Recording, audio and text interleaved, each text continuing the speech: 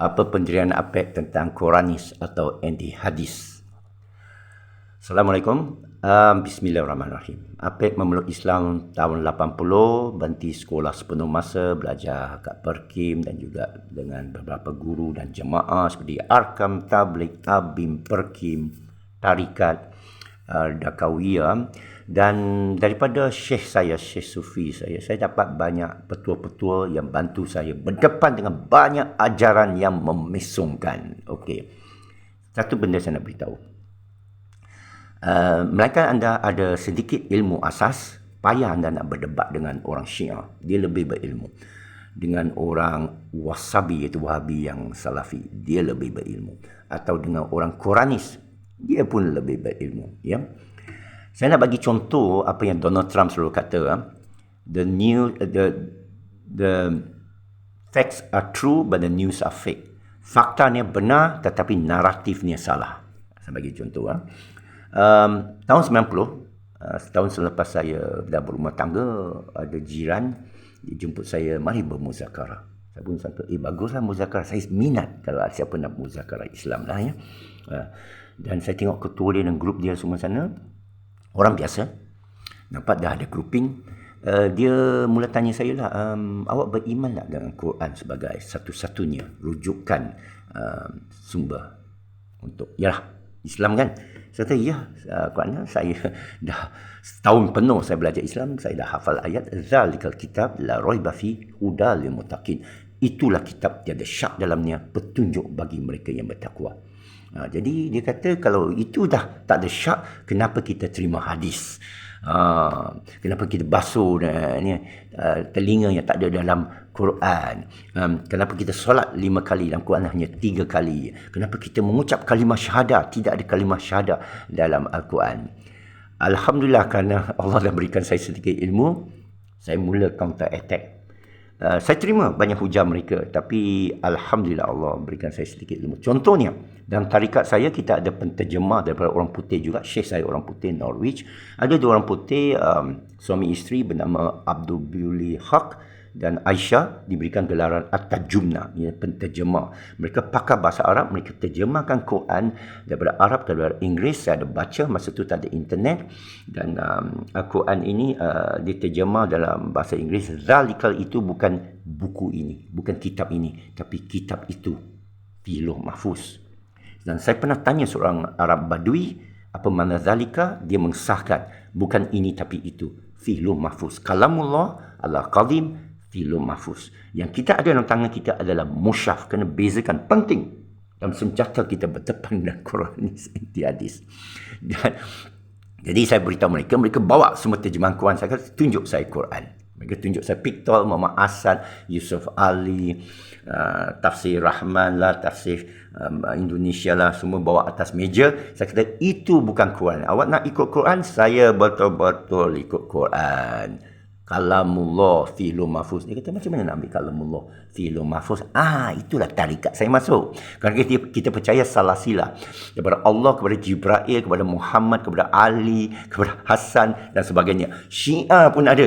Hampir sama salah silanya. Tapi jangan terpengaruh dengan Syiah lagi. Lain episod saya akan cerita tentang Syiah. Kerana Syekh Sufi saya ada ajar beberapa perkara.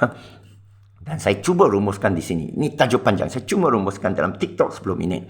Jadi saya beritahu mereka, tidak, saya ambil Quran daripada guru, yang murid kepada guru, salah sila sampai kepada Rasulullah SAW.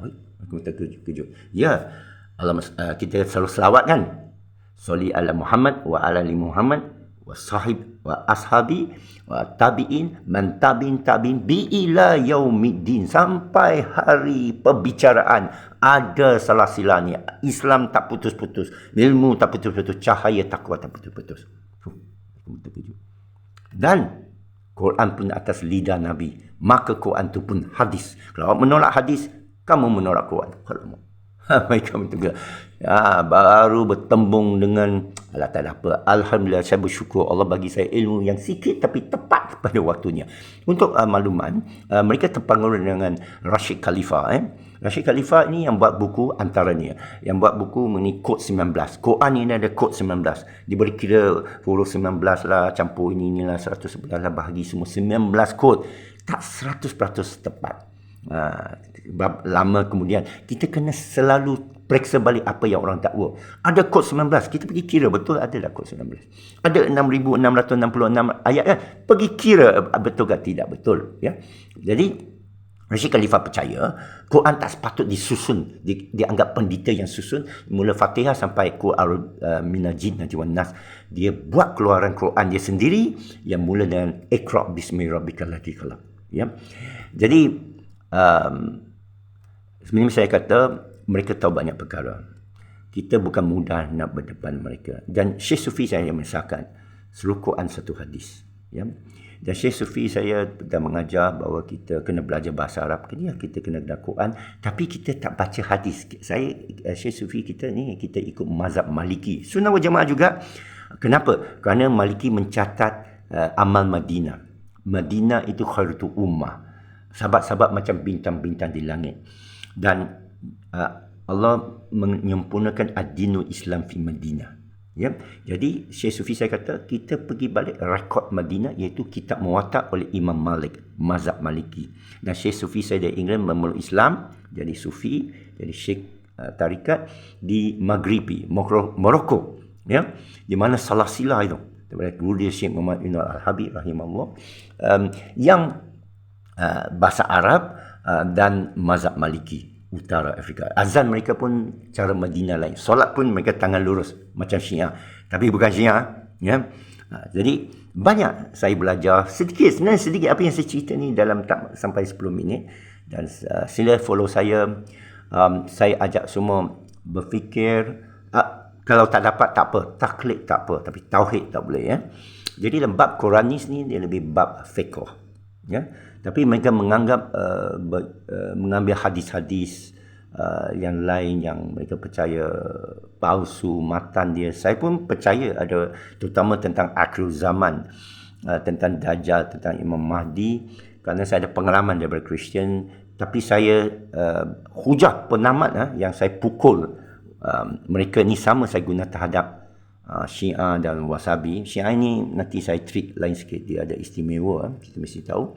Ialah tentang ayat Allah, amaran Allah dalam banyak ayat, terutamanya dalam surah Al-Hujurat, ayat 9. Sila baca surah Hujurat ayat 9, dia bermula dengan inna mu'minuna ikhwan. Sesungguhnya orang beriman ini adalah bersaudara. Adalah haram jangan mencemooh antara satu sama lain. Saya tak kisah engkau ni pakai serban macam mana, engkau menghafal ke apa, hafiz macam mana. Kalau kamu mencemooh sesama orang Islam, saya tahu ini dari syaitan. Ya, Imam Khomeini pernah menyatakan sesiapa timbulkan konflik Sunni Syiah, dia ni ejen Zionis. Awak Syiah jangan senang nak dekati saya. Itu zaman dululah. Sekarang lain sekarang masalah Wasabi, masalah Quranis, anti hadis. Okey. Saya dapati mereka sentiasa dalam grup saya sokong mereka, mereka sokong saya. Tapi saya block berapa mereka kerana mereka asyik cemooh sesama orang Islam. Kita tak boleh terhadap orang yang bukan Islam, tak boleh panggil orang kafir pun, apatah lagi terhadap orang bersama kita yang niat beriman, ya. Sesiapa yang berperang antara satu sama lain, yang dua grup bulan beriman dalam surah Al-Hujurat tadi, perdamaikan mereka, ya. Dan kalau satu grup tak mau perdamai, perangi mereka. Ini perintah Allah. Dan juga perintah Allah, watasimu bihablillahi jami'an wa la tafarraqu wa in kuntum tu'minun. Dia memulai dengan ya ayyuhal ladina amanu. Wahai orang beriman, berpegang pada tali Allah dan jangan berpecah belah. Sekiranya engkau benar-benar beriman. Lawannya tidak beriman. Tempatnya neraka. Auzubillah. Nauzubillah. Jadi jangan mudah-mudah kita cemooh sesama orang Islam. Jangan mudah-mudah kita memerangi sesama orang Islam. Itu orang lain punya hal. Tok guru punya hal ke, dia cemooh sama tok guru ke, dia akan disoalkan oleh Allah esok. Kamu yang akan disoalkan. Sekarang keterangan dia datang kepada kamu. Ya, jangan jangan percaya kata-kata saya. Don't take my word for it. Baca sendiri, siasat sendiri. Memang betul. Kalamullah ialah dapat difilu mahfuz daripada Allah untuk kamu, untuk kami, untuk kita. Masalahnya kita tak mengambil masa, tak labu ke dalam ilmu ini. Sekian, Assalamualaikum.